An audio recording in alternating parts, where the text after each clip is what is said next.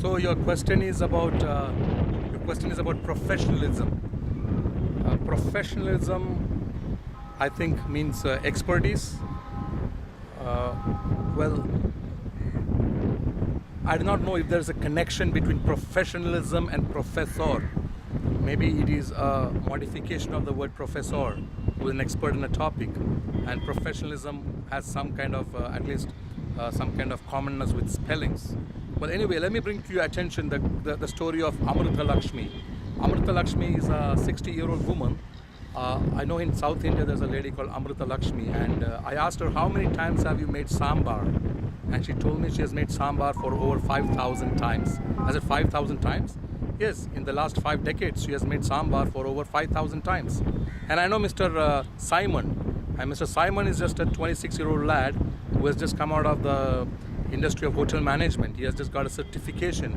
He has got a university education in food and beverage, and he too knows to make sambar, and he's certified that he's a graduate from hotel management in F&B, food and beverage, in production. So I asked Simon, how many times have you made sambar? And Simon said, I've made sambar over 17 times. That's 17 times. So Amrita Lakshmi has made sambar for over 5,000 times in her life, and here is Simon who has made sambar for over 17 times. And then comes a request from the Chief Minister's office that I need to give a delivery, a presentation on how to make sambar. And guess who has got the invite?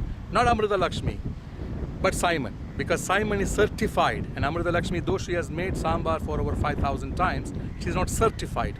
So she may be considered as non-professional, whereas Simon may be considered as a professional because he's certified, but his dexterity we should doubt, because he has produced sambar only 17 times, whereas Amrita Lakshmi has produced sambar for over 5,000 times. So where is a specialization? Where is a certification required? But our system does not allow Amrita Lakshmi to be certified in her dexterity, in her domain expertise, or a specialization of making sambar, whereas Simon has got that the criterion that he's certified. So who has certified him? And is that certification adequate to confirm that he is the expert at it? Because what about the dexterity, the practical experience? Obviously, Amrita Lakshmi has got top practical experience on how to create sambar, because it just goes to say that she has done it for over 5,000 times. So the solution is to make a link between professionalism and dexterity. People who are certified and people who has got expertise through practical experience but not certified. Otherwise, the gap between people like Simon, who are professionals, and Amrita Lakshmi, who is not certified as a professional but has the dexterity and the expertise to produce the product, that division, the gap becomes too wide. End of the day, we are creating some people who are certified but not as good as, not holistic as Amrita Lakshmi, or not holistic as much as is a true specialist should be. So how to bridge the gap? We need a social certification system that, even devoid of perhaps academic qualification on Amrita Lakshmi, that she is not academically qualified through hotel management system to study a food and beverage production, and it's not certified as such yet. A social certificate system, some social body that certifies that this lady knows her business. She knows to produce that product as good as a professional, or who's considered as a professional. So this, we need to qualify the person through practical experience and thereby bridge the gap. Otherwise, we may not get people who are qualified through practical experiences. Instead, we will just start relating to people who are, or we'll certify people who are just academically qualified, whose focus is perhaps only on getting a certificate or even a job value or even a commercial value of how to produce sambar.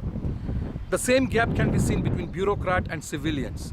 The bureaucrat, see, for example, a bureaucrat may be a domain expert on the holding of power, but when he goes out into the civilian community, devoid of his official position, there comes a time when he asks somebody on the road, buddy, tell me the way to go to the restaurant, tell me the way to go to the next theater.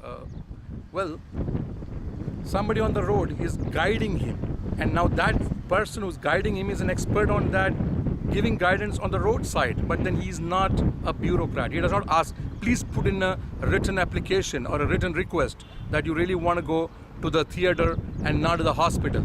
He does not doubt the person asking him, the bureaucrat who in the civilian field, in the civilian domain, he does not doubt the bureaucrat who is vulnerable and helpless and asks the question how to access the nearest theater or how to access the nearest restaurant, whereas somebody on the a roadside may just guide him.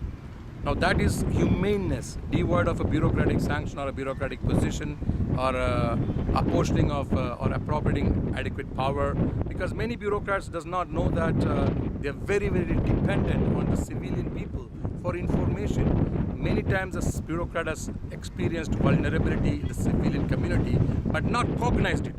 Here my emphasis is that the bureaucrats should learn to cognize, learn to understand that they are equally vulnerable in the civilian area where they have asked for many favors, many helps.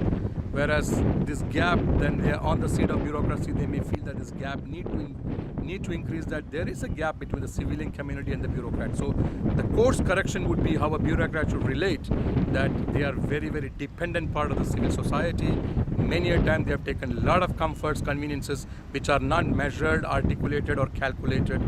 They have absorbed immense convenience and comfort from the innocence and the naturalness and the humaneness of the civil body.